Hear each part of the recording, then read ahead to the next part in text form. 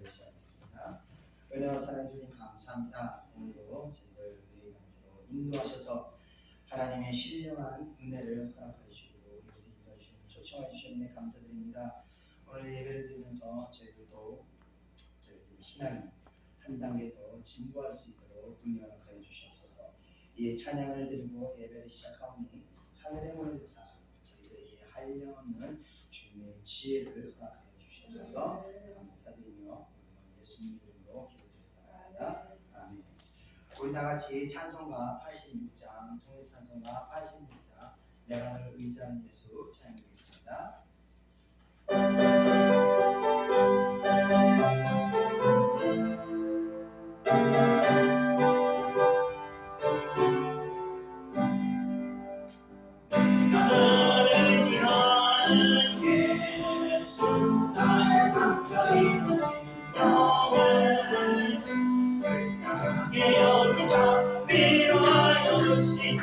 기쁘신 나의 좋은 친구 내가 의지하는 예수 나의 사모하는 친구 나의 기도 들으사 응답하여 주시니 기쁘신 나의 좋은 친구 주의 손을 의지하고 살 때 나의 예자가 또다 주님 나의 마음을 크게 위로하시니 기쁘신 나의 좋은 친구 내가 의지하는 예수 나의 사모하는 친구 나의 기도 들으사 응답하여 주시니 기쁘신 나의 좋은 친구 내가 요단강 건너가면 나비 두려웠을 때도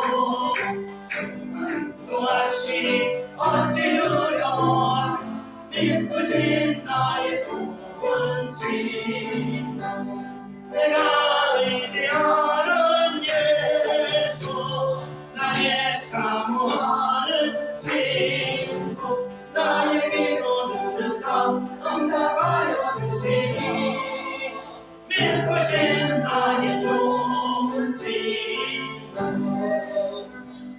전국에 올라가서 모든 성도들과 함께 우리들을 구하신 주를 찬양하니 기쁘신 나의 좋은 친구 내가 의지하는 예수 나의 사모하는 친구 나의 기도 들으사 응답하여 주시니 기쁘신 나의 좋은 친구 아멘.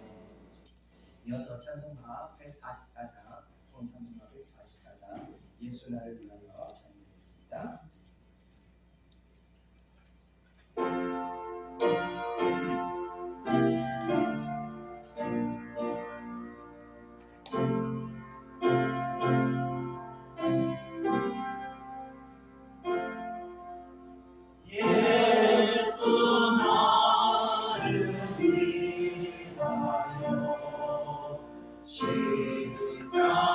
십자가를 지게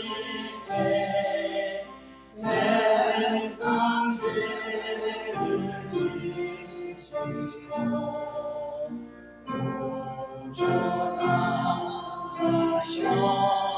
구조당하셨네 예수님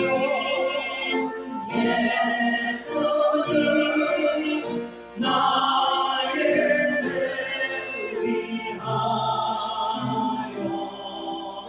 몸에 피를 흘리니 죄인 받으시고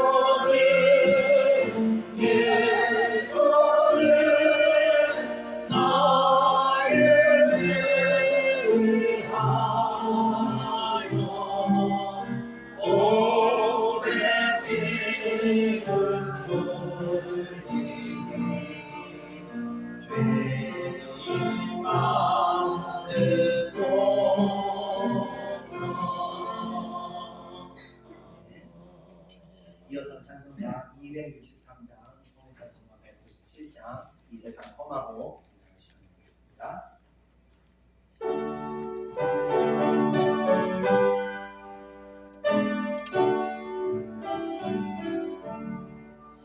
이 세상 험하고 가비록하다 불길도 힘쓰며 푸른 꽃을 얻겠네. 주의 은혜로 계속 받아서 이와 같이 붉은 새논 같이 이겠네.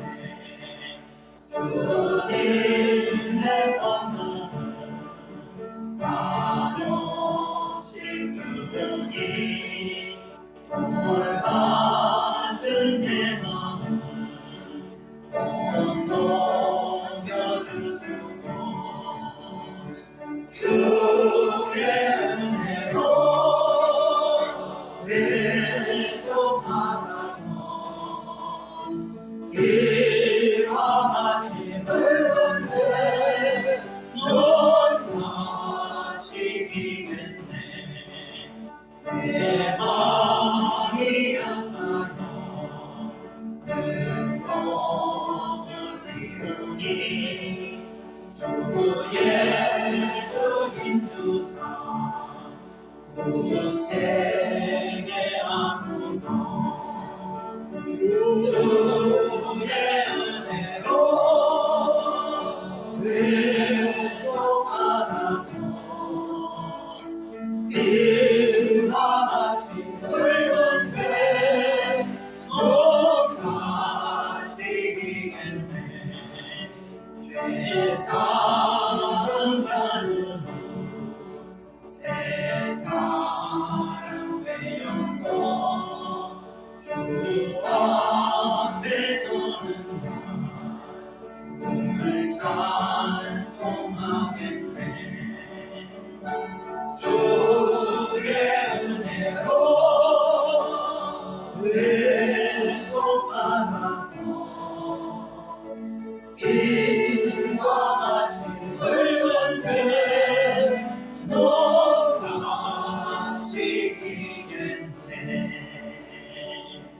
아멘.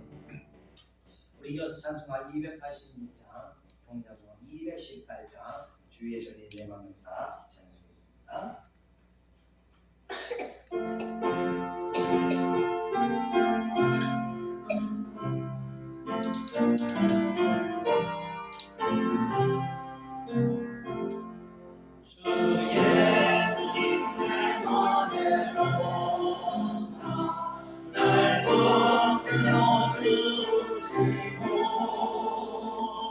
내 마음에 죄인을 줘서 늘 기쁘게 하소서. 사랑해 주, 사랑해 주, 내 마음속에 찾아오사.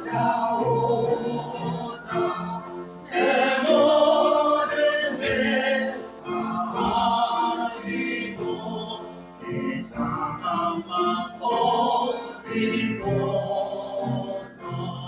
주 예수님 내 맘에 오사 내 손 나으시고 내 모든 짐 맡아줘서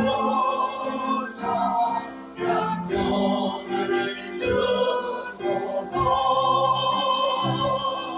사랑해 주, 사랑해 주, 내 마음속에 찾아오사. 내 모든 죄 사하시고 내 사랑만 고치소서. 주 예수님 내 맘에 오사 날 정결케 하시고 그 은혜를 내 맘에 채워 늘 충만케 하소서. 사랑해 주, 사랑해 주, 내 마음속에 찾아오사. 내 모든 죄 사하시고 내 사랑만 고치소서. 주 예수님 내 맘에 오사 내 길 인도하시고 주 성령을 내 맘에 채워 늘 충만케 하소서. 사랑해 주, 사랑해 주, 내 마음속에 찾아오사. 내 모든 죄 사하시고 내 사랑만 고치소서. 아멘. 자, 우리 끝으로 찬송가 298장, 동찬송가 35장 속죄하신 구세주를 찬양드리고 오늘 예배 가운데 우리가 은혜 받게 되는 또 예배 가운데 예배를 통해서 우리들이 깨달음을 얻게 되는 소망을 주겠습니다. 찬송가 298장입니다.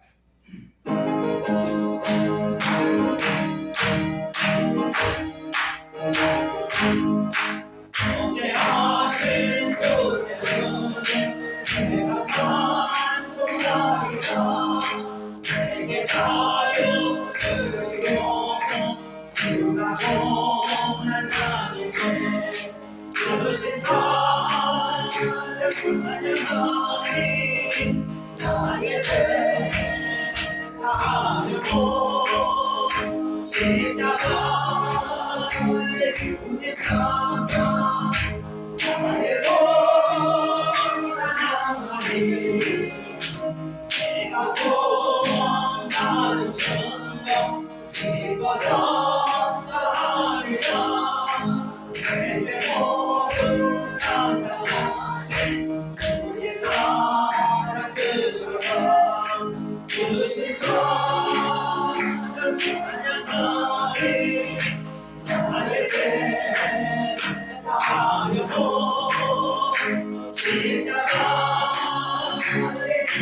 나의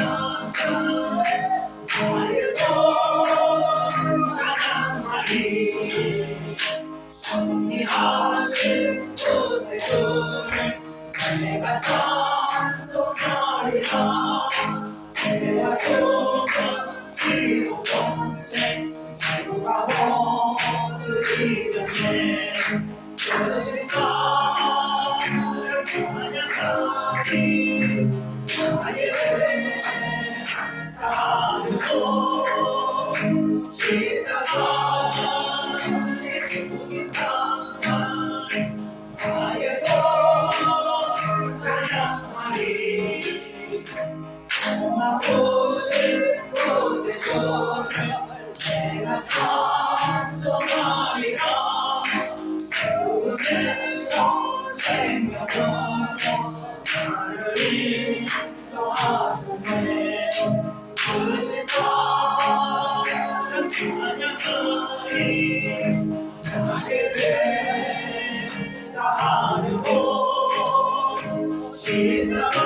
십자가에 죽이 당한 나의 종 찬양하리 아멘. 자, 지금부터 올라가겠습니다.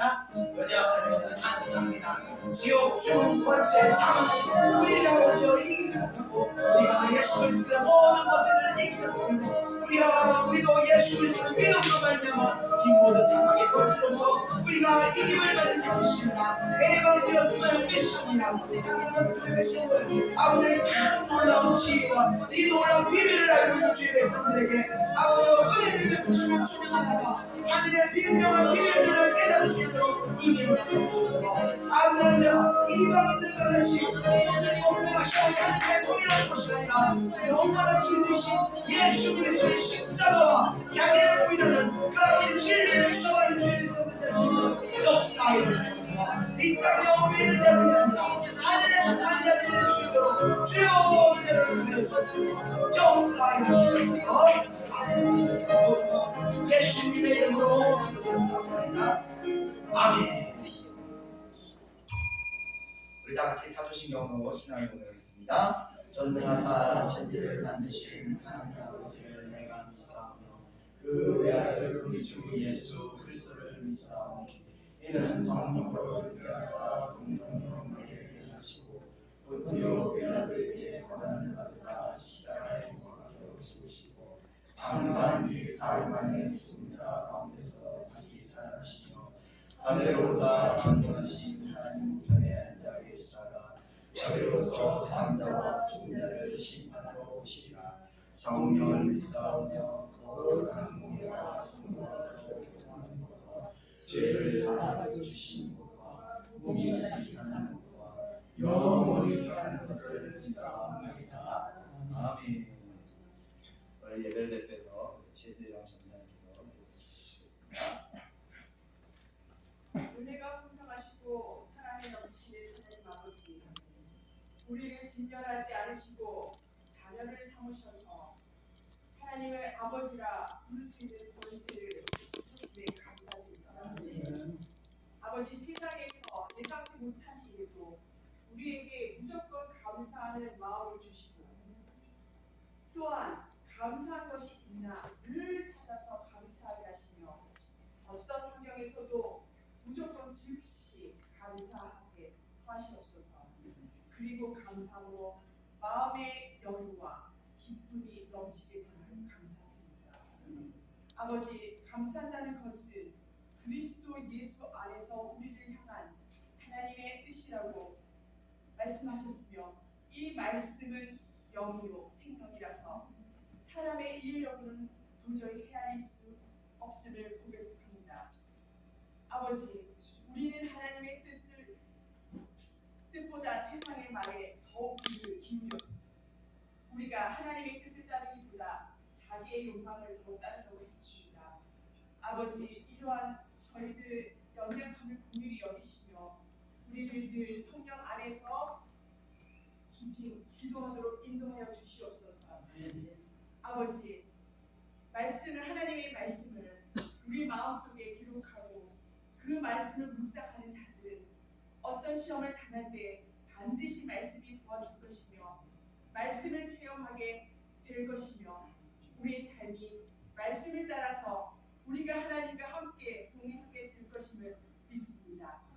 아버지, 우리 말씀을 선포하실 우리 담임 목사님 김경환 목사님에게 큰 은혜와 능력을 주시옵시고 우리는 이 말씀 앞에서 겸손한 마음과 애정을 다하여 듣게 하시옵소서.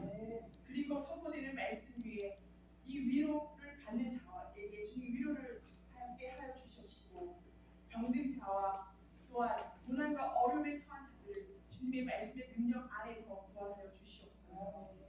위로와 구원의 하나님께 우리 구주 예수 그리스도의 이름으로 기도드립니다. 아멘.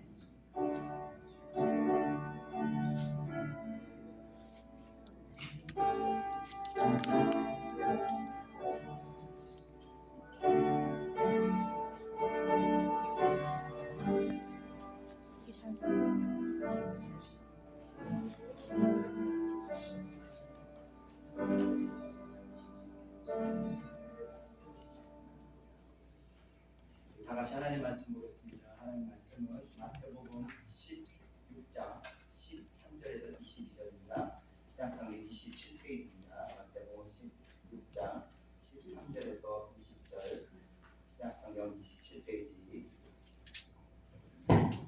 마태복음 16장 13절에서 20절, 신약성경 27페이지 하셨죠? 우리 같이 한 목소리로 읽겠습니다. 13절 시작. 예수께서 빌립보 가이사랴 지방에 이르러 제자들에게 물어 이르시되 사람들이 인자를 누구라 하느냐. 이르되 너는 새 요한, 너는 엘리야, 어떤 이는 예레미야가 선지자 중에 하나라 하나이다. 이르시되 너희는 나를 누구라 하느냐. 시몬 베드로가 대답하여 이르시되 주는 그리스도시요 살아계신 하나님의 아들이시니이다. 예수께서 대답하여 이르시되 말마 시몬아, 내가 복이 있도다.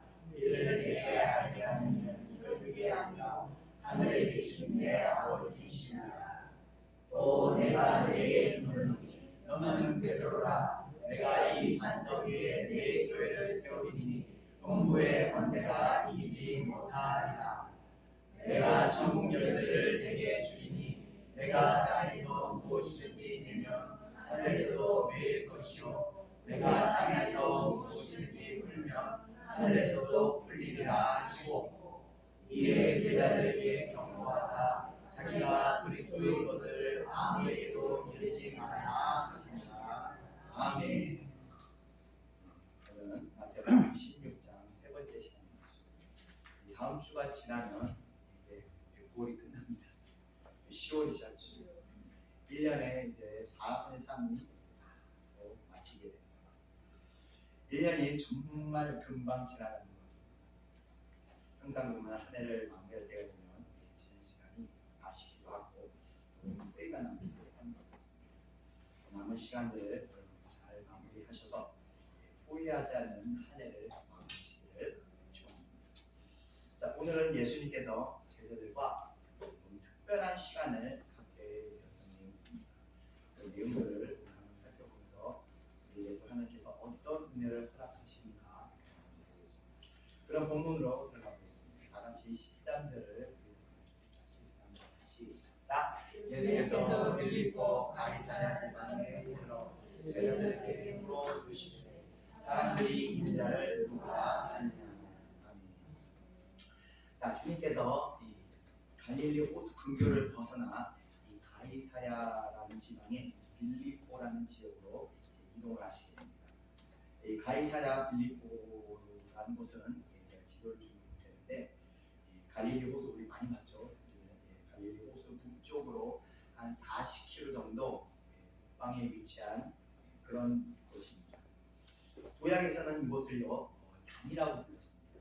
단은 여러분이 아시다시피 이스라엘 12지파 중에 하나인 지파로 이 땅을 분배받을 때 단지파는 바로 이 갈릴리 북쪽을 분배받게 되었기 때문에 그곳을 단이라고 불렀던 것입니다. 자, 이제껏 예수님께서 사역하시는 것을 보면 주로 갈릴리 호수 주변을 북쪽, 남쪽, 저쪽 옮겨 다니시면서 사역을 하셨습니다. 왜 갈릴리 호수 주변을 벗어나지 않고 곳에 사역하셨는가 하면 바로 호수 주변에는 굉장히 어업으로 인한 이 산업이 발달해서 사람들이 그 주변에 많이 살고 있었습니다. 그래서 효과적으로 사역을 할 수 있었기 때문에 주로 호수 주변에 사역을 하셨습니다.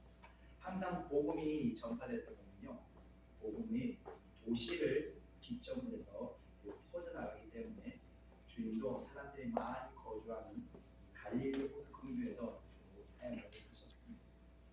그래서 사역 당시에 이 사역을 하게 되면 사람들이 많이 사는 지역이 하다 보니까 무수히 많은 이들이 그곳에 예수님 곁으로 모일 수 있었던 것입니다. 자, 그런데 이번에는요, 갈릴리 근교를 훨씬 멀리 떠나 이 가이사랴 빌립보로 이 제자들을 이끌고 가시게 됩니다.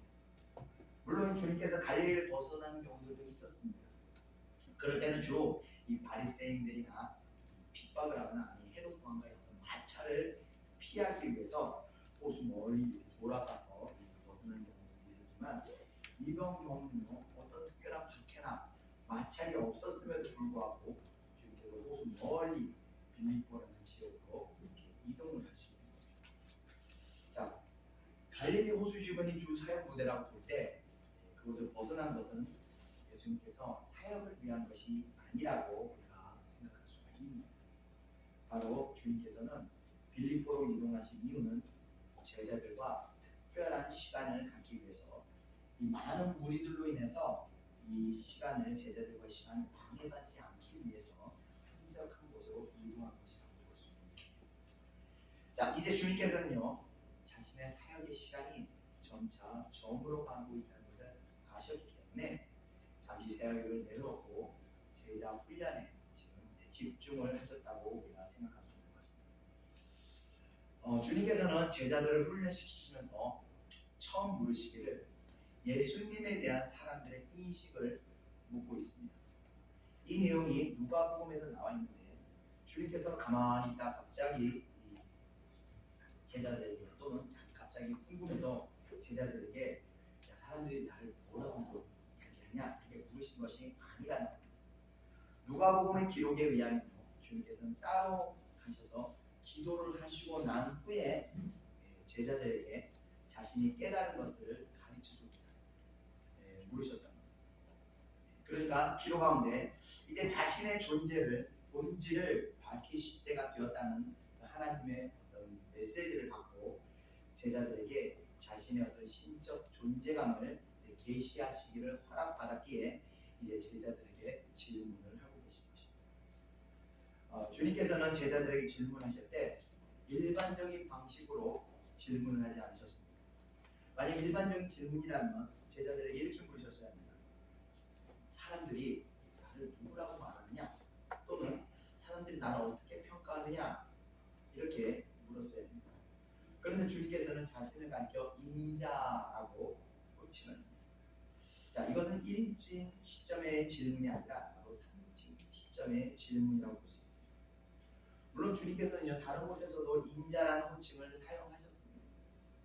주님께서 인자라고 호칭을 사용하시는 데는요, 근데 두 가지 여기서 이유가 있는데, 첫 번째는 신학적인 의미로 볼 때 인자란 그 사람의 아들이라는 뜻으로 주님께서는 이제 제자들에게 자신의 어떤 신성을 계시하시려고 하는데 그에 앞서서 인성도 함유하고 계심을 나타내기 위함이라는 것입니다. 그러니까 주님께서는 신성과 인성을 가지고 계신, 즉 신이면서도 동시에 인간이신 분으로 설명하기 위해서 인자라는 호칭을 사용하시다. 이것이 첫 번째 신학적인 의미에서 인자라는 것이고, 두 번째 이유는요, 바로 제자들의 관점을 수정하기 위한 것입니다. 주님은요, 제자들과 이 평범한 관계가 아니었습니다. 매우 친밀성이 깊은 그런 관계였습니다. 그래서 서로 간에 친밀감이 깊다 보니까 서로 간에 객관적으로 판단하기가 어려운 그런 관계입니다. 예를 들어서 저희 뒤에 보면 두 딸이 있는데 성도님들은 저를 목사님이라고 부르지만 제 두 딸은 저를 그냥 아빠라고 부릅니다. 단 한 번도 목사님이라고 본 적 없습니다. 그래서 저희 두 딸은 아버지를 평가하고 대할 때 성도님들처럼 객관적으로 대하지를 못합니다. 저도 성도님들을 대할 때는 가족들에게 대할 때와 달리 굉장히 가족들에게는 험불시르지만 객관적인 어떤 시각으로 대하게 됩니다. 그래서 제가 목회를 하면서 그럴 일이 없겠지만 제가 어떤 불순하게 행동을 하거나 제가 타락하게 될 경우 성도님들은요 아마 분명히 저를 평가한 후 교회를 떠나든지 아니면 저에게 항의를 하든지 객관적으로 판단하고 행동하게 된다는 것입니다. 그러나 제 가족은 저의 부정을 본다 하더라도 조용히 가슴앓이를 하고 나서 그냥 이곳에 남아있게 되는 것과 그런 것입니다. 그래서 가족들이 객관적으로 판단하는 것은 쉽지 않은 그런 관계입니다. 그와 같이 제자들은요 예수님과의 특별한 관계였습니다. 어느 정도 특별한 관계였는가? 가족같이 3년 반을 동고동락하며 지냈기 때문에 그야말로 허물이 없는 그런 관계였습니다. 그래서 성경 기록에 보면요 제자 요한은 최후의 만찬 때 예수님의 가슴에 기대고 누워 있었다고 기록되어 있고요. 베드로는 다음 주에 나오는 이야기 나오는데 예수님을 붙들고 항변하고 따지는 일까지 있을 정도로 예수님과 허물없이 지냈다. 저하고 잘 싸우진 않잖아요, 여러분들. 그죠? 가족들은 잘 싸웠단 말이에요. 그렇게 허물없이 지냈던 그런 관계였다는 거예요.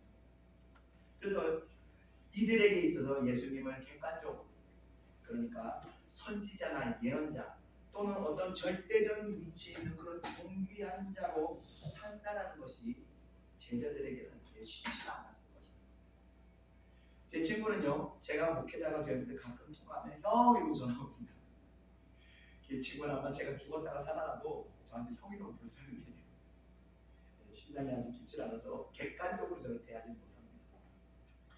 예수님께서는요 허물 없이 지냈던 제자들에게 자신에 대한 객관적인 인식과 시각을 갖게 하실 필요가 있으셨던 것입니다.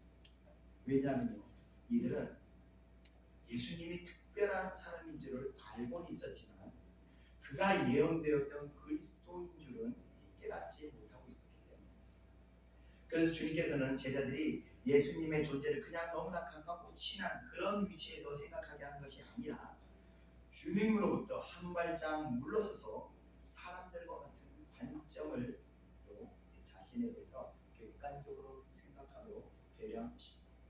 자, 이에 제자들이 대답을 합니다. 우리 다같이 14절을 보겠습니다. 시작. 이르되 더러는 세례와 더러는 엘리야 어떤 이는 예레미야나 선지자 중에 하나라 하나이다. 이르시되 너희는 나를 누구라 하느냐. 15절까지 제가 자, 더러는 세례 요한 더러는 엘리야 더러는 어떤 이는 예레미야라고 이야기합니다. 헤롯 왕은 예수의 얘기를 딱 듣게 된 순간 세례 요한이 부활했구나 하면서 놀랐던 장면이 지난번에 우리가 서로에서 들었어요. 어떤 이는 예수님의 능력을 보면서 이야 엘리야가 다시 나왔다 이야기하는 사람입니다. 어떤 이는 회개를 선포하는 예수님의 사역을 보면서 예레미야와의 그 회개를 선포하는 모습을 연상하게 하면서 예레미야라고 이야기하고 했다. 자, 그러나 그는 사실 예수님은 모세보다도 크고 선지자들보다도 위대한 분이셨는데 사람들은 예수님의 사역의 그 단편적인 면만 보고 판단하고 있었기 때문에 그분의 본질을 알지 못했습니다. 제자들의 대답을 통해서 주님의 그 본질에 대한 정확한 대답을 듣지 못하자 이번에는 주님께서 제자들의 생각을 묻습니다. 다시 한번 15절을 다 같이 읽어보겠습니다. 시작. 이르시되 너희는 나를 누구라 하느냐. 아멘. 이제껏 제자들도 사실 이 무리들과 마찬가지로 주님에 대해서 딱히 깊이 생각하고 있지 않았을 것입니다. 왜 그러냐면 성경의 기록을 보면요, 이들은요 주님의 사역에 크게 관심을 갖지 않았던 것을 볼 수 있습니다. 그들의 행동을 보면 떡을 가지고 왔느니 떡을 안 가져왔니? 아이고 까먹고 왔네.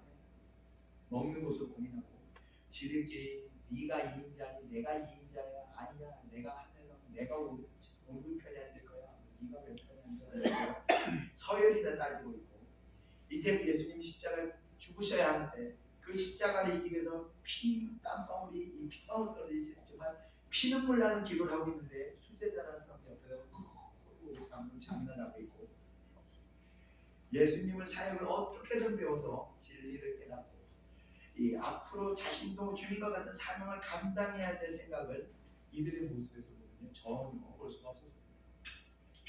하늘의 사명보다는요 이 땅에 얽매여 있었던 모습들이 이 제자들이 대부분의 모습이었습니다.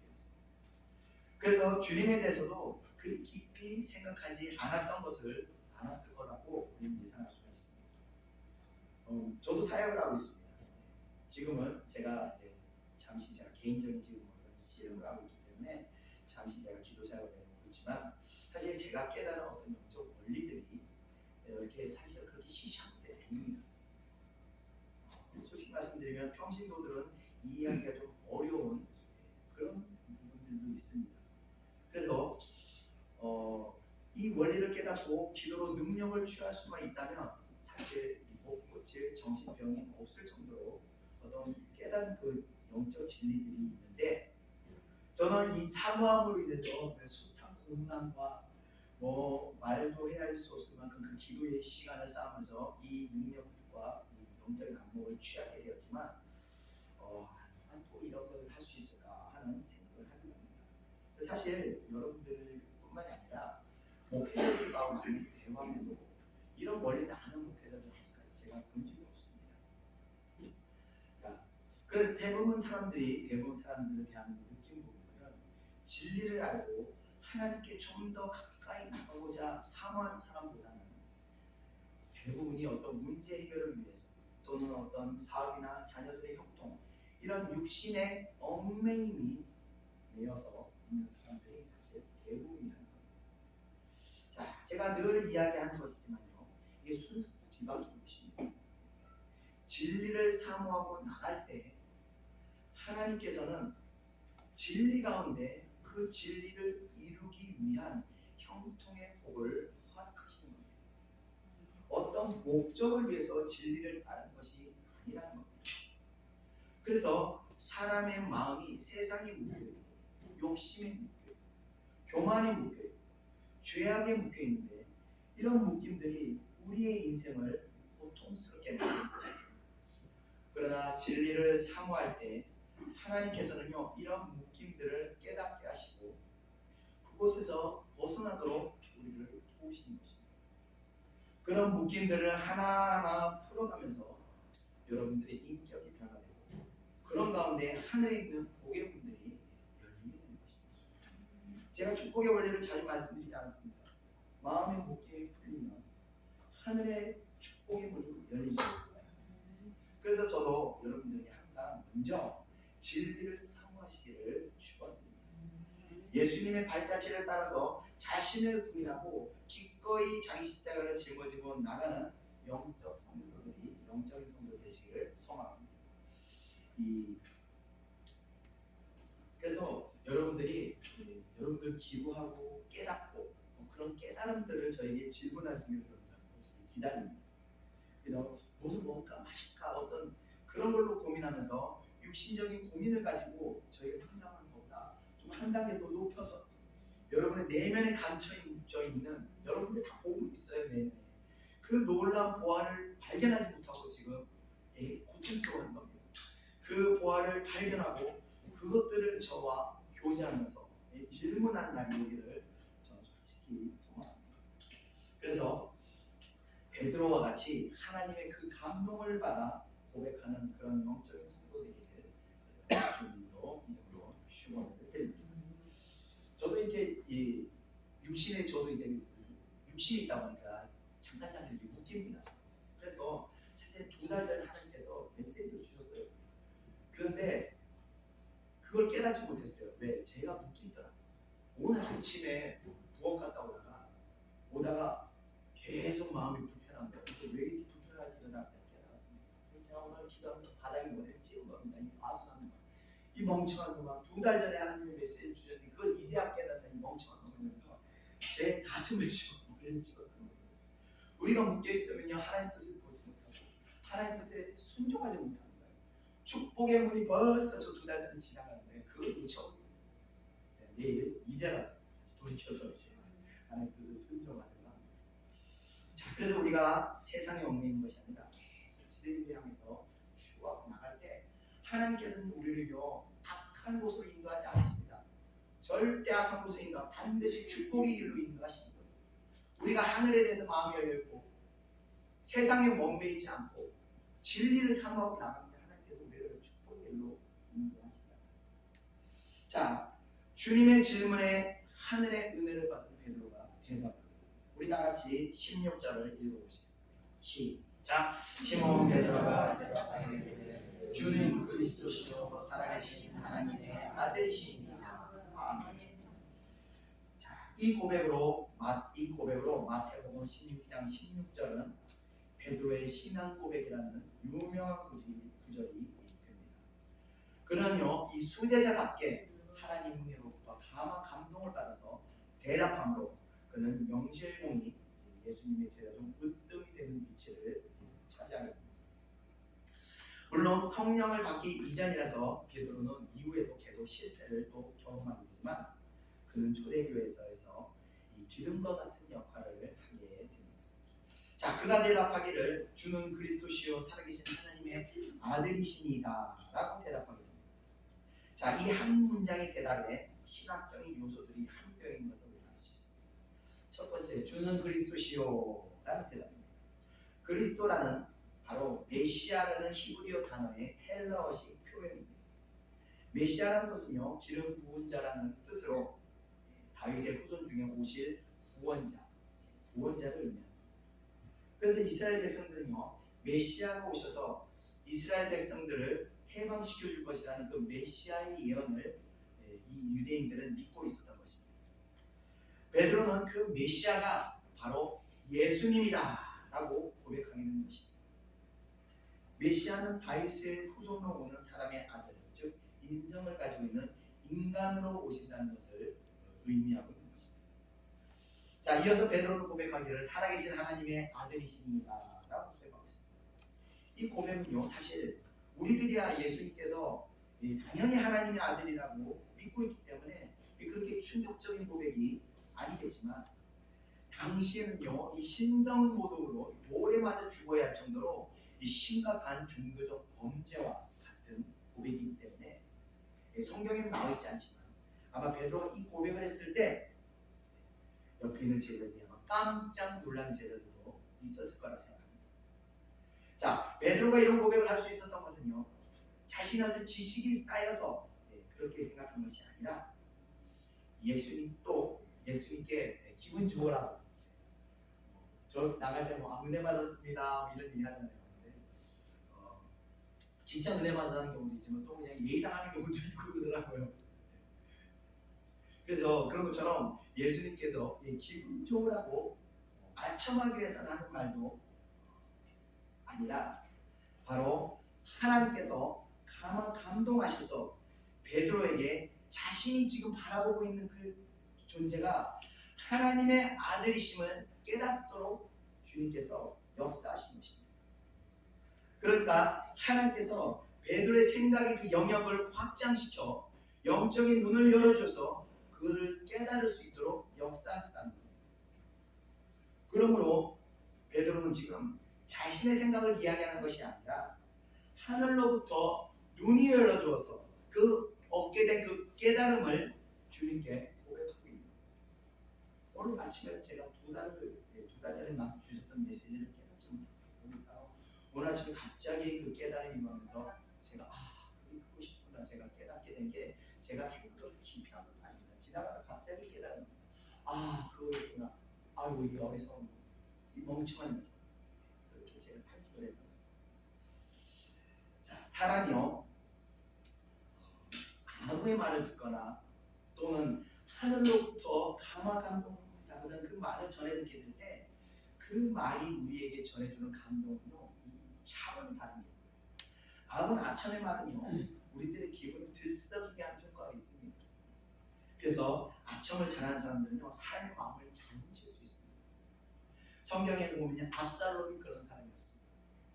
그래서 사람들의 기분을 좋게 하는 말만 계속 하면서 정치인들도 그런 사람 많죠. 기분 좋은 말만 하면서 인기를 쫙 뺏어서 백성들의 마음을 다윗으로부터 훔쳐낸 거예요. 그리고 나서 반란을 일으켰다. 그래서 아첨의 말은요, 사람의 영혼을 장님으로 만든다는 것을 알아요. 물론 뼈 있는 말로 사람에게 상처를 주는 건 나쁘지만 피로 이성의 아첨도 좋은 것이 아니라는. 자, 여러분은 이런 아첨의 소리에 여러분이 기분이 좋으시다면, 그럼 여러분이 그 아첨하는 사람에 대해서 영혼의 눈이 감기고 있다는 증거가 됩니다. 저에게 아첨하는 사람이 존재하지도 않지만, 아첨하는 소리는 참 거룩하게 저는 느껴지고 있습니다. 여러분께서 이 아첨하는 소리를 좋아하신다면 아직까지 이 땅에 속해 있다고 생각하시고 하늘의 소리에 좀 더 관심을 기울이시기를 축원합니다.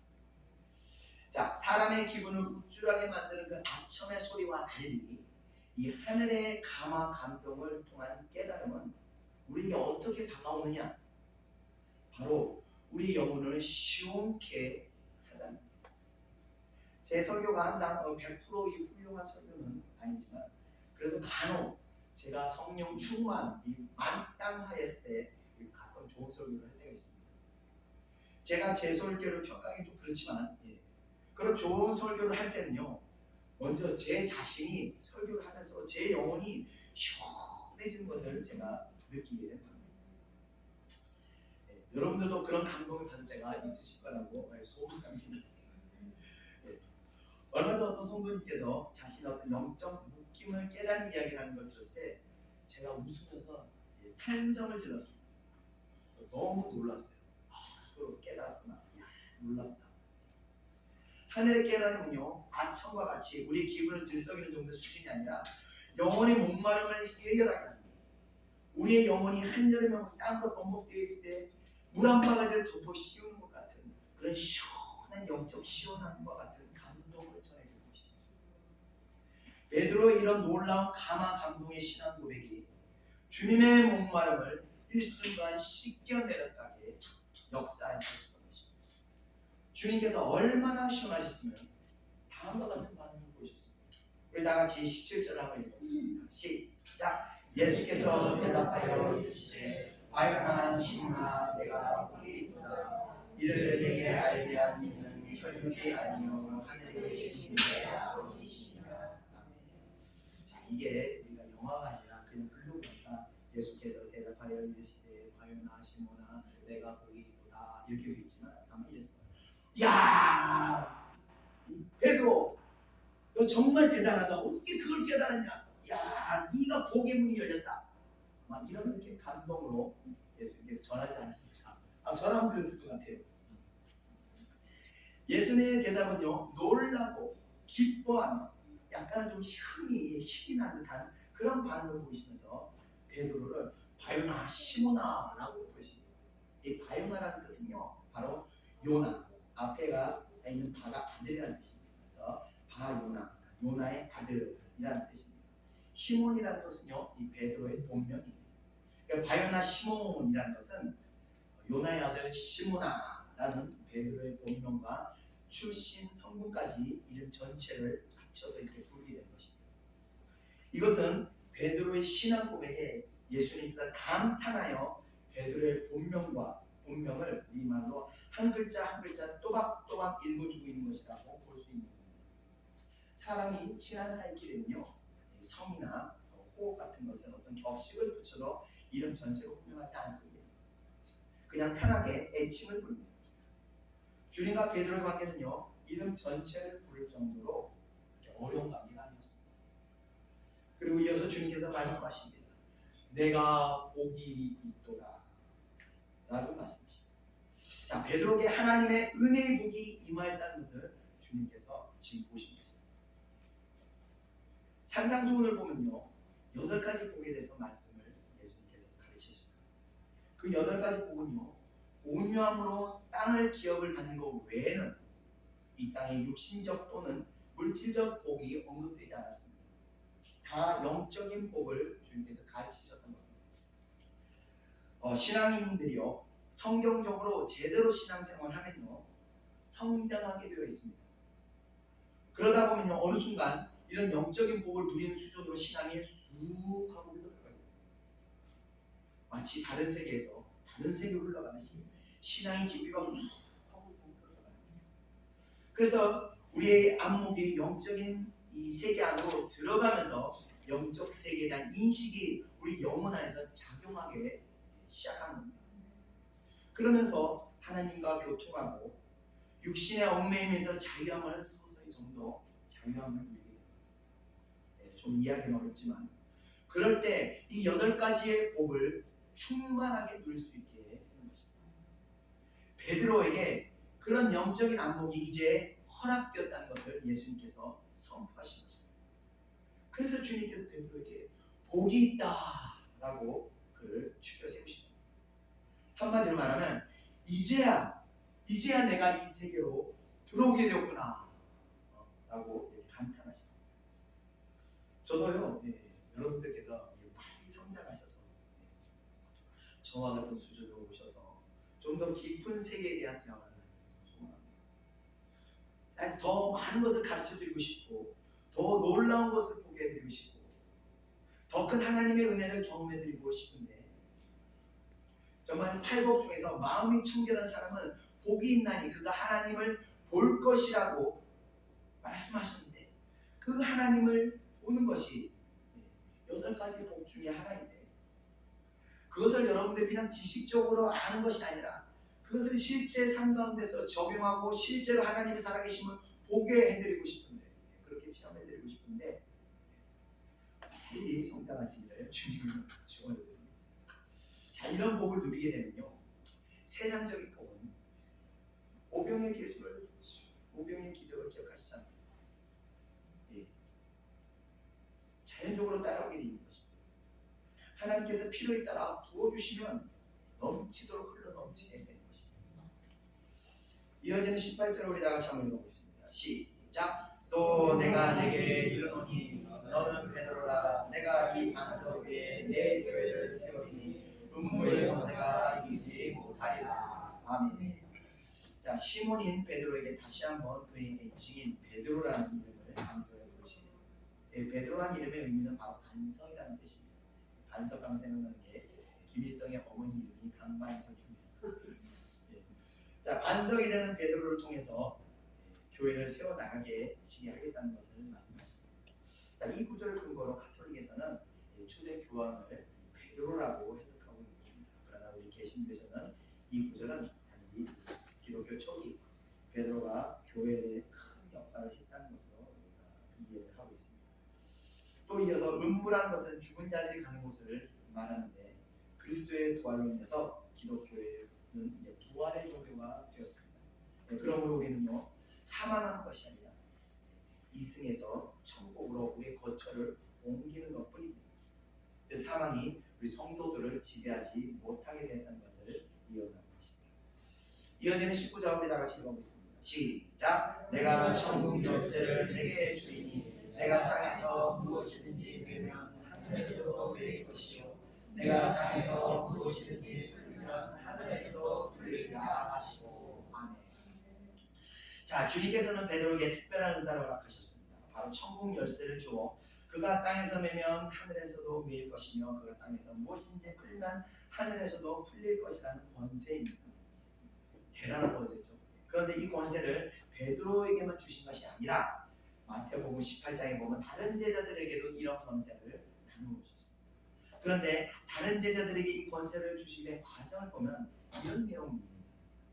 교회 안에 이 성도가 죄를 짓고 있는데 그 죄를 회개할 생각을 하지 않고 계속 악행을 할 경우 권고하고 만일 그 권고도 듣지 않으면 한두 명이 증인을 데려가서 또 권고하고 그래도 듣지 않거든 교회에 관해서 교회 감독이나 장로가 가서 권고하고 그래도 듣지 않거든 교회에서 쫓아내고 이방인과 같이 상대도 하지 말라고 말씀하시면서 그러면서 그 제자들에게 이 말씀을 주셨습니다. 너희가 땅에서 매면 하늘에서도 매일 것이요 무엇이든지 땅에서 풀면 하늘에서도 풀리리라 라는 말씀하십니다. 즉 이 매인다는 것은요 성도가 끝까지 죄를 회개하지 않고 고집을 부리면 결국 교회에서 쫓겨나게 되는 것을 매이는 것이라는 얘기합니다.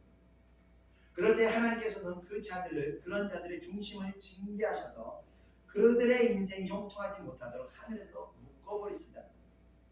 그렇기 때문에 성도가 죄에 빠져서 교회를 떠나서는요 절대로 형통할 수가 없는 겁니다.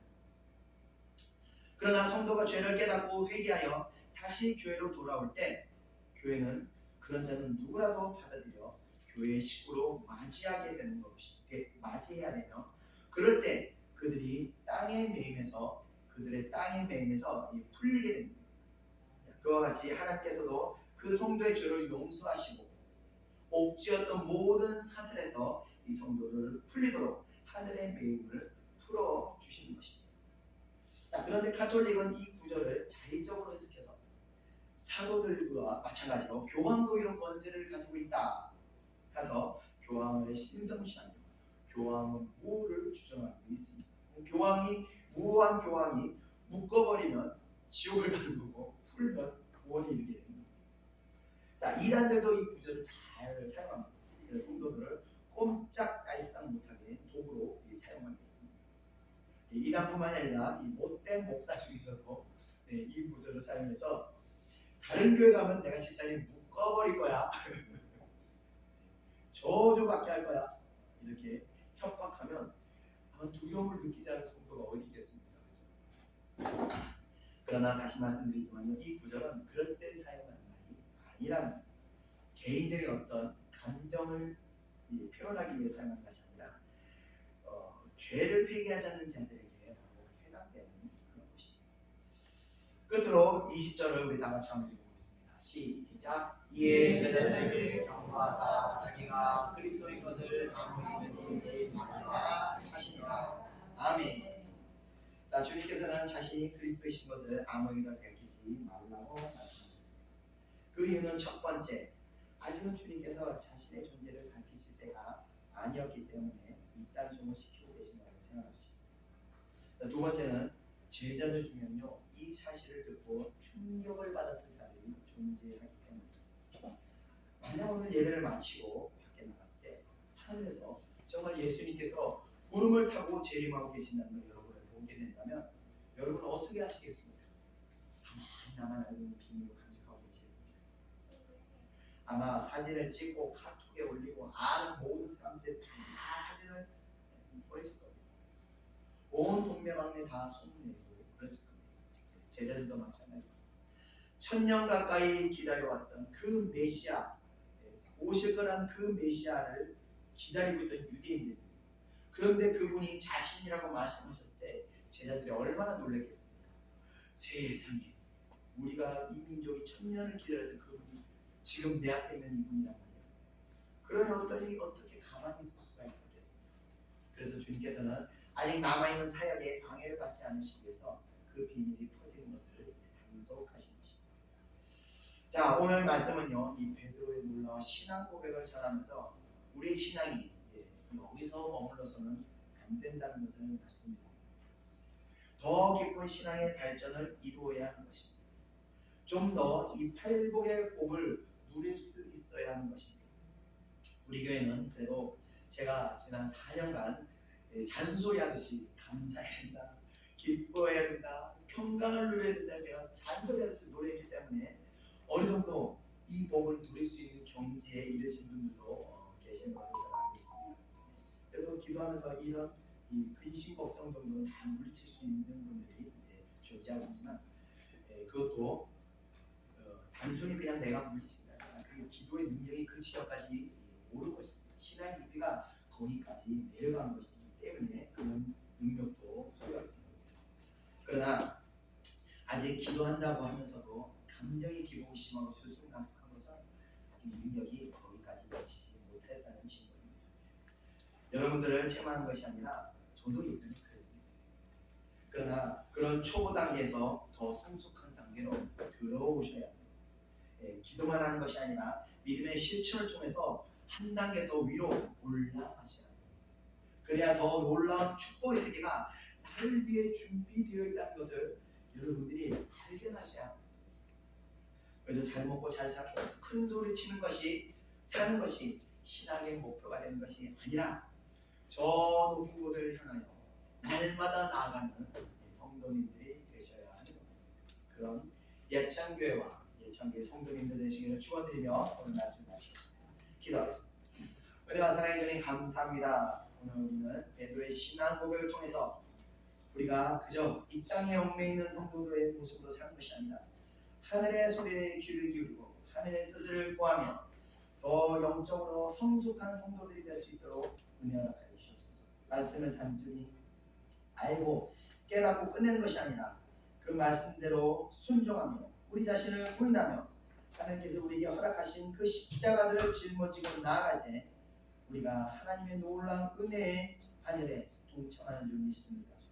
인도하여 주시옵소서. 믿음의 결단을 허락하여 주시옵소서. 우리 사랑하는 예찬교회 성도들 한 사람도 아버지여 어린아이와 같은 신앙인으로 남아있게 하지 마시고 단단한 식물을 묻는 아버지여 능력 있는 성도들이 될 수 있도록 인도하여 주시옵소서. 감사드리며 모든 것 예수님의 이름으로 기도드립니다. 아멘. 우리 다같이 찬송가 461장 통일찬송가 519장 십자가를 예수님과 찬양하겠습니다.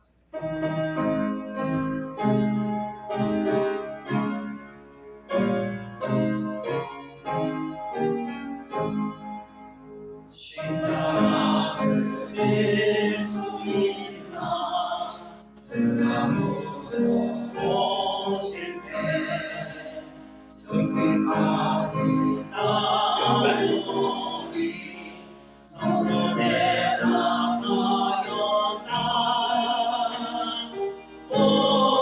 우리의 심령 주의 오시니 주님의 형상 만드소서 주인도 따라 살아갈 동안 사랑과 충성 널 바치오리라 기억하고 있나 구원받은 강도를 그가 내게 하였을 때 나와 허락받았다 우리의 심령 주의 오시니 주님의 형상 만드소서 주인과 따라 살아갈 동안 사랑과 충성 늘 바치오리라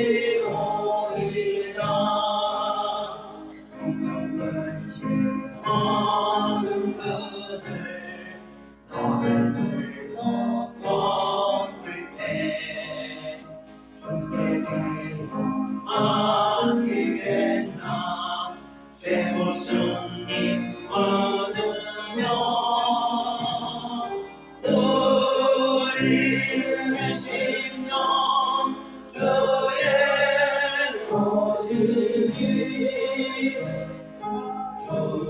주님의 형상 만드소서 주인과 따라 살아갈 동안 사랑과 충성 늘 바치오리다 이런 일 할 수 있나 주가 물어보실 때 용감한 자 바울처럼 선뜻 대답하리라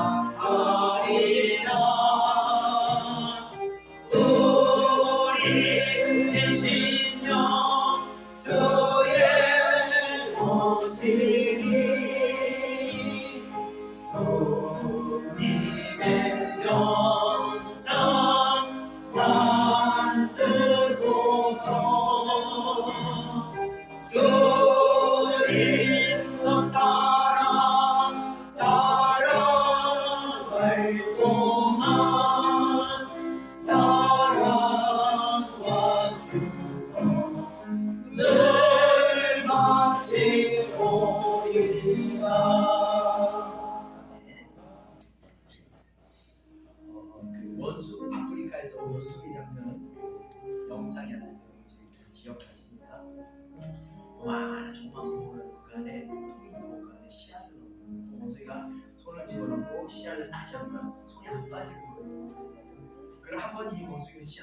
죽어도 못 치라는.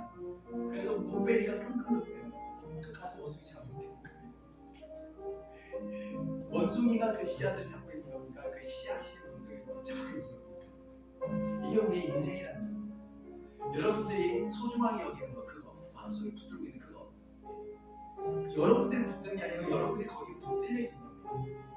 여러분들이 거기에 붙들려 있기 때문에 참 자유와 더 큰 축복을 여러분들이 받지 못하는 겁니다. 하나님께서는 그것을 내려놓고 나올 때 자유함을 동원해서 하나님 놀라운 축복을 허락하시려고 해도 여러분들이 거기 꽉 묶여있기 때문에 벗어나지 못하니까 축복을 받지 못하는 겁니다. 우리 심령 안에 이런 권리가 작용하고 있습니다.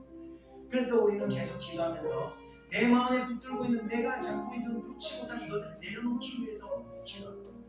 그냥 내려놓지 않습니다.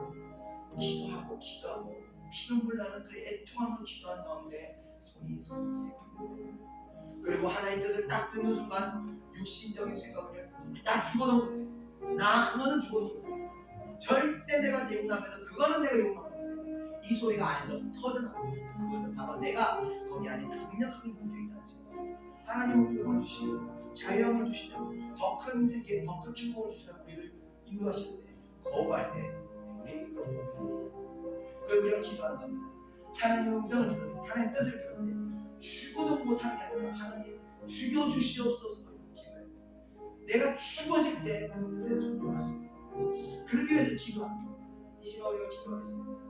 내가 죽어도 할 수 없는 것, 내가 그것에 여러분들은 나 죽어도 못하는 거죠. 다 사람마다 난 죽어도 이건 내가 용납 못해. 난 이건 꼭 해야 돼. 여러분이 거기 뭉쳐 계시는 거기서 자유함을 얻을 수 있고 내가 그 원숭이가 어리석은 원숭이같이 그 씨앗을 붙들고 있는 것이 아니라 내려놓을 수 있도록 은혜 허락하여 주시옵소서. 우리 다 같이 동성으로 기도하겠습니다. 은혜와 살아있는 감사합니다. 이 시간 아버지여 우리가 영적 비밀을 우리가 다시 받았습니다.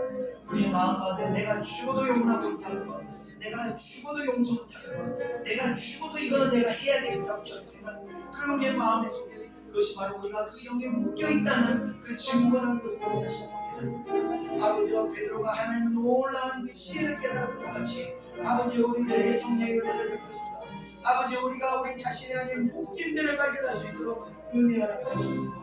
영적인 안목을 열어주셔서 아버지 나의 영혼을 묶고 있는 나의 영혼을 묶고 있는 아버지 그 묶임들을 발견할 수 있도록 은혜 허락해 주시옵소서. 아버지 영적인 안목을 열어주셔서 아버지 우리의 영혼이 열릴 수 있도록 역사하여 주시옵소서. 내 몸을 묶고 있는 칭칭감과 묶고 있는 그 어둠의 실체들을 보게 하시고 아버지여 그 어둠의 실체에 내 영혼을 묶여있다는 아버지 그 안타까운 현실에 내가 아버지 단식하고 주님 함께 아버지여 동심을 구하며 기도할 수 있는 그런 마음을 허락해 주시옵소서. 그 놀라운 비밀을 깨닫고 다시 하나님의 자유함을 성령의 능력을 구하고 할 때 아버지여 모든 성령의 능력이 우리를 붙들고 어둠의 권세들을 결제들을 다 깨뜨려 버리시고 아버지 사랑하는 백성들을 다시 자유롭게 아버지 하나님의 주를 은혜 가운데 충만하게 해줄 수 있도록 충만한 은혜 가운데 아버지 순종하는 뜻을 나아갈 수 있도록 역사하여 주옵소서. 아버지 순종하게 살기를 해주세요. 우리가 알면서도 행하지 못하구나 아버지 사랑하는 죄의 성들에게 아버지로 순종할 수 있는 마음을 주시옵소서. 아버지 그 말을 거짓을 깨뜨려 버리시고 어디가 하나님 뜻에 순종해 나갈 때 주여 우리들에게 할례의 목이 열리는 아버지가 놀라운 역사가 일어날 수 있도록 은혜 내려주시옵소서. 마음을 붙들고는 모든 완악함을 이 시간 주의 예수 이름으로 깨뜨려 버리시고 오직 하나님의 뜻에 아버지 뜨거운 마음으로 십자가를 짊어지고 나아가는 사랑하는 주의 백성들이 될 수 있도록 은혜 허락하여 주시옵소서. 사명을 감당할 때 하나님의 놀라운 축복이 함께 임하는 것을 아버지여 경험하게 하시옵소서. 체험하게 하시옵소서. 사랑하는 백성들 아버지여 마음을 청결하게 하소서. 사랑이신 하나님을 만나는 그런 예배 될 수 있도록 그런 신앙생활 될 수 있도록 역사하여 주시옵소서. 아버지 신앙생활이 어린아이와 같이 먹여주는 정말 먹는 것으로 이제 아버지 간단한 신념을 먹으면서 아버지 어둠의 권세들과 싸워나가면서 자신의 인생을 아버지 하나님 앞에 온전히 드리면서 십자가를 짊어지면서 부인의 자신을 부인하면서 한 걸음 한 걸음 더 나아가는 더 성숙한 더 놀라운 은혜 가운데로 들어가는 그런 성도들 될 수 있도록 은혜를 가져 주시옵소서. 역사하여 주시옵소서.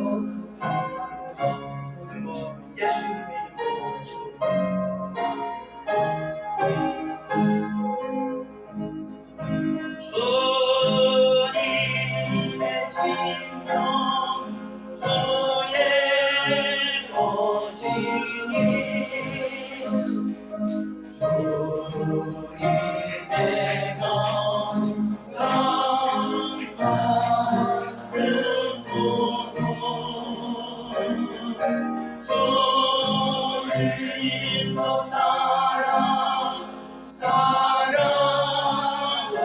동안 사랑과 충성 늘 같이 오리다.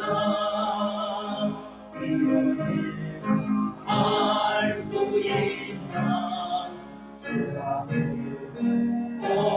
오실 때 용감한 자와 물처럼 손든 때가 아리라. 우리 예수님 주의 오시니 주님의 형상 만들소서.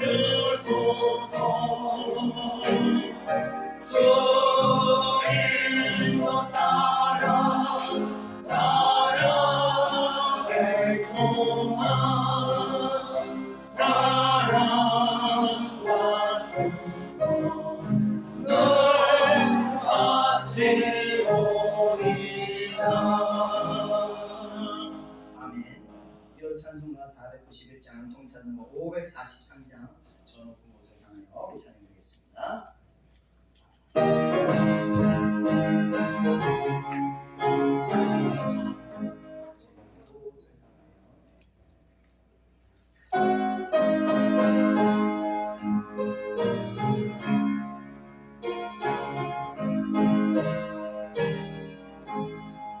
저 높은 곳을 향하여 날마다 나아갑니다.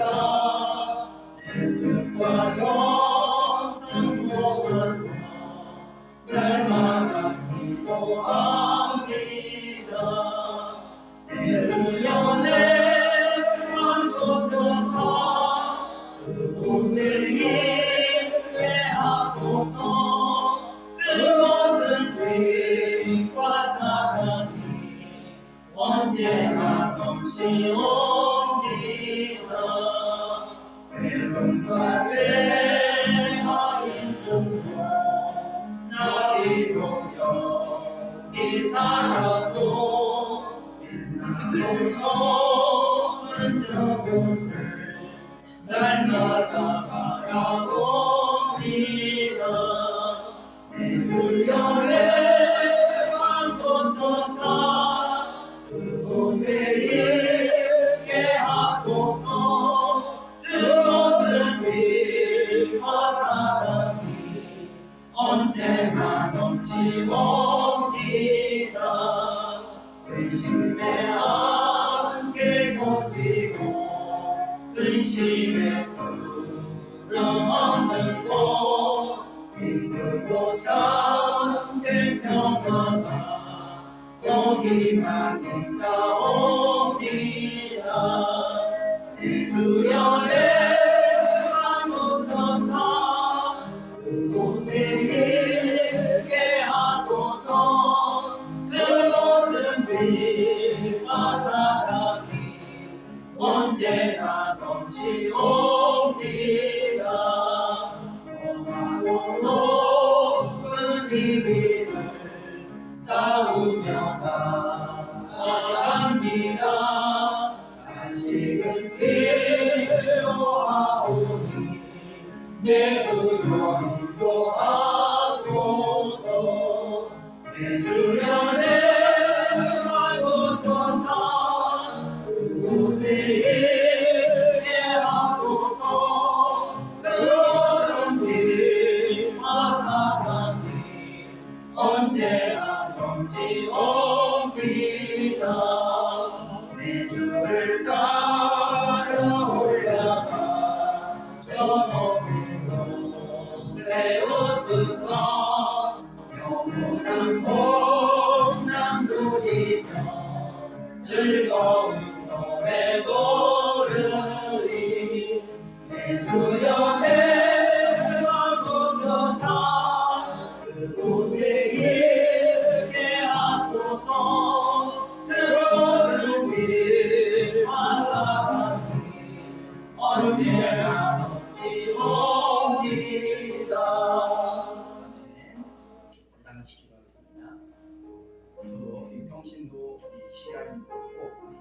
싸움에 맨날 쓰러질 때도 있었어요. 영적 싸움 사실 쉽지가 않습니다.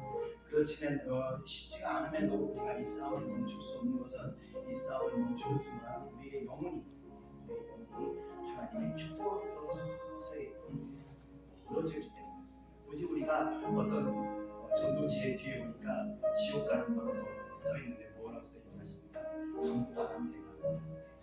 지옥은 그냥 가만히 있어도 자연적으로 우리를 흐르게 됩니다. 그래서 우리가 싸워야 하는 것이 힘들지만 그래도 주님께서 우리가 싸우고 지치고 고통스럽게 기도하면 위로도 해주시고 또 우리가 지치고 힘들 때는 힘도 주시고 이 하나님의 그 성령의 축복은요 어디서 그런 힘이 나오는지 참 신기하게 혼수도 벌떡이거든요. 그래서 우리가 그 하나님의 능력을 의지하고 성령을 의지해서 우리가 이 선한 싸움을 잘 싸워야 합니다.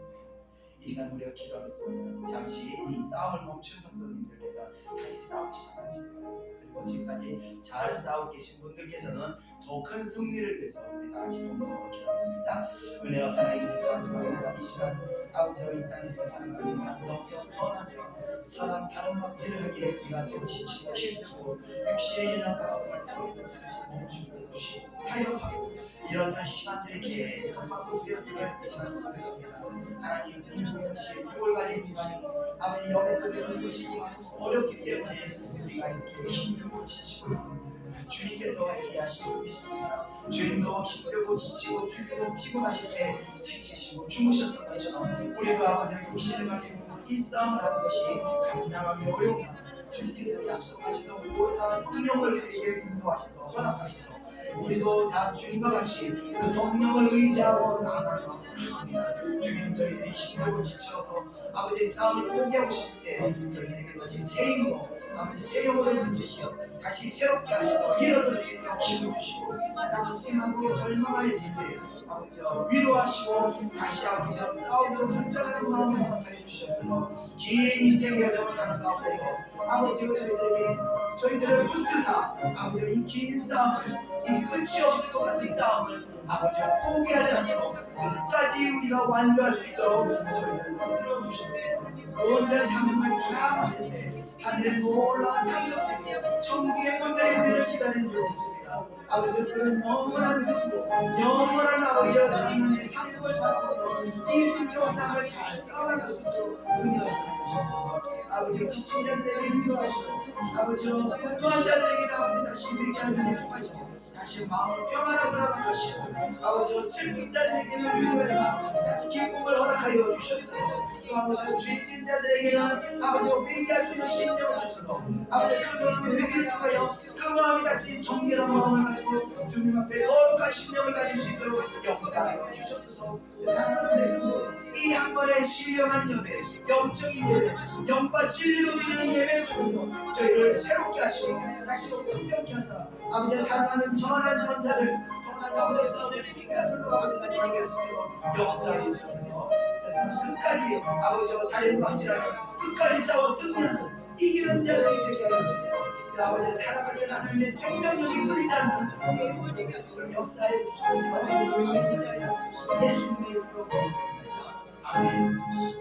내 주를 따라 올라가 저 높은 곳에 웃어서 영원한 동남들이며 즐거운 노래 부르리 내 주여 내가 높여사 그곳에 있게 하소서 그곳은 빛과 사랑이 언제나 넘치옵니다.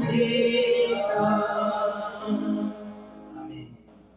우리 끝으로 찬송가 494장 통찬송가 188장 만세반성 열림이 우리 같이 찬양드리고 제가 기도하고 축복하고 마치겠습니다. 찬송가 494장입니다.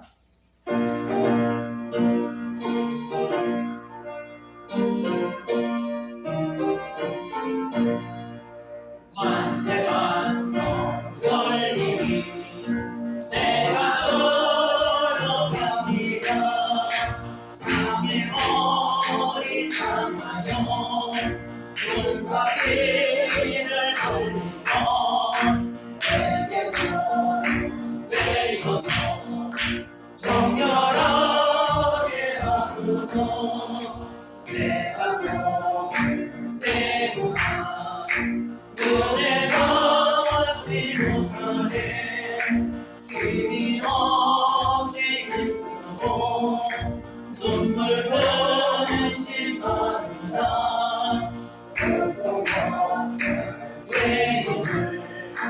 예수 홀로 소망해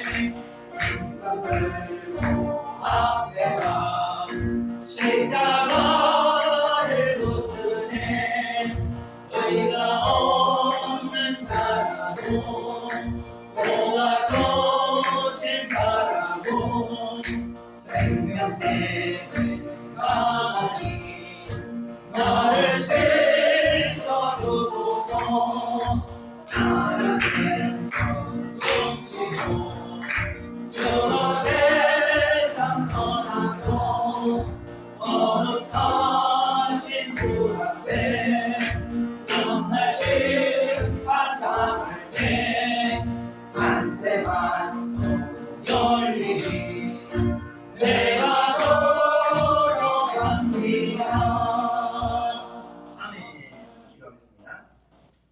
은혜와 사랑해 주님 감사합니다. 오늘 베드로를 통해서 베드로의 신앙을 보고를 통해서 아버지 저희들의 신앙을 또다시 한번 점검했습니다. 하나님 우리가 베드로를 보면서 주님께서 베드로의 신앙을 고백하는 고백을 보면서 주님께서 기뻐서 너무나 감격하셔서 바요나 시므나 내가 복이 있다 라고 아버지께서 말씀하신 축복하셨던 것처럼 주여 저희들 날마다 아버지가 세상에 얽매이는 자들이 아니라 하늘에 속한 자들이 되게 하소서. 날마다 하나님으로부터 부어지는 그 깨달음을 깨닫고 나갈 때 그 예수님께서 베드로를 축복하셨던 것 같이 우리들에게도 그 축복의 문이 열릴 수 있도록 은혜 허락하여 주시옵소서. 사랑하는 백성들 속히 세상의 얽매임에서 자유하게 허락하시고 하늘에 속하게 하셔서 늘 하나님의 뜻을 구하고 그 뜻을 구하는 것에서 멈추는 것이 아니라 그 뜻대로 자기를 부인하고 십자가를 짊어지고 육신의 욕망을 이기고 순종해 나가고 들어갈 때 놀라운 그 우리 안에 있는 그 놀라운 보화들을 발견할 수 있도록 은혜 허락하여 주시옵소서. 보화는 다른 곳이 아닌 것이 아니라 우리의 심령 안에 있음을 우리가 다시 깨닫습니다. 이 보화들을 발견하고 하늘의 놀라운 비밀들을 깨닫는 아버지의 신령한 성도들이 될 수 있도록 역사하여 주시옵소서. 그래서 우리 사랑하는 예창교회 성도들 아버지와 세상이 얽매임으로 고통받고 살아가는 것이 아니라 이제 하나님의 나라를 바라보며 저 천국을 향하여 우리가 소망을 품고 나아갈 때 이 땅의 모든 악한 권세와 사망의 권세가 우리를 지배하지 못하고 하늘의 권세가 우리를 지배하여 우리를 천국으로 인도한 줄 믿습니다. 그런 아버지와 신앙관을 가질 수 있도록 은혜 허락하여 주옵소서. 축복하여 주시옵소서. 또 예배에 참석하지 못하는 성도들이 있습니다. 주님 저들을 기억하시고 아버지와 지금도 함께하사 그들 마음 가운데 아버지가 하나님을 두려워하는 마음을 주시고 하나님을 의지하는 마음을 주셔서 속히 은혜 장소로 돌아와 하나님의 은혜를 갈망할 수 있는 마음을 허락하여 주시옵소서. 다시 또 아버지여 하나님을 잊고 떠났던 성도들에게는 다시 하나님의 은혜 안으로 돌아올 수 있는 아버지여 긍휼하심을 허락하여 주시옵소서. 또 예배 가운데 아버지여 수고하고 봉사하는 손길들 위에도 늘 하나님의 놀라운 은혜가 임하게 하시고 또 귀한 예물 드리는 손길들 위에도 하늘의 복이 열릴 수 있도록 아버지 역사하여 주시옵소서. 감사드리며 오늘 예수님의 이름으로 기도드렸사옵나이다. 아멘. 이제는 우리 구주 예수 그리스도의 은혜와 하나님의 크신 사랑하심과 성령의 인도하심이 이 자리에 모이는 사랑하는 주의 백성들 머리 위에 이제로부터 영원히 함께 있을지어다. 아멘.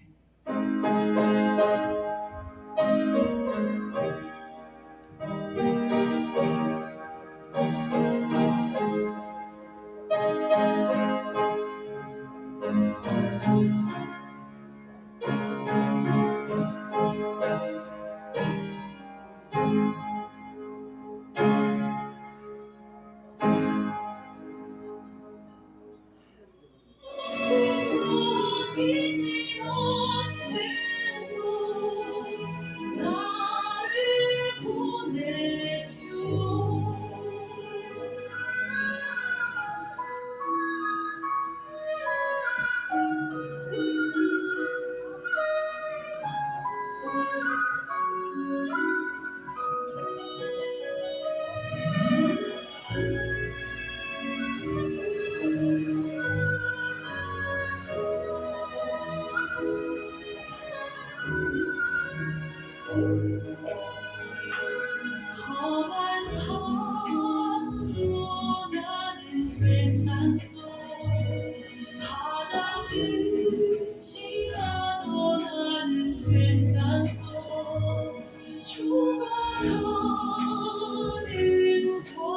위해 나를 버리길 바라오 아버지 나를 보내소 나는 걸려가겠소 목숨 아끼지 않겠소 나를 보내소 세상이 나를 미워해도 나는 살아가겠소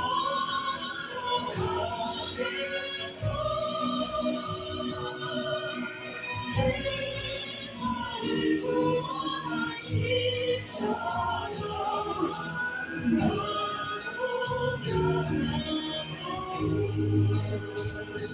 생명을 버리면서까지 나를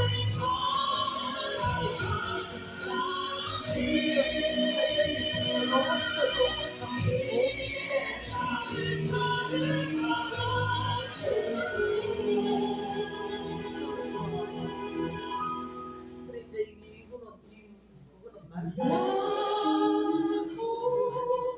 잤더니 저기 이쪽으로 다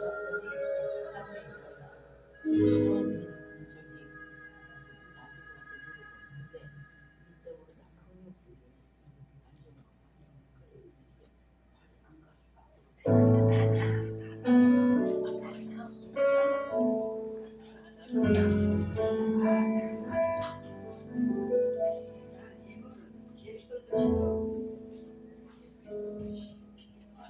예수 나의 좋은 치료자 그의 눈이 머무는 곳은 나의 슬픔과 고통 고개 들어 그의 볼 때에 나아갔네 예수 나의 좋은 치료자 예수 나의 좋은 치료자 그의 손길이 닿는 곳은 나의 상처와 아픔 영원히 흐를 것 같았던 눈물 가운데 예수 나의 치료자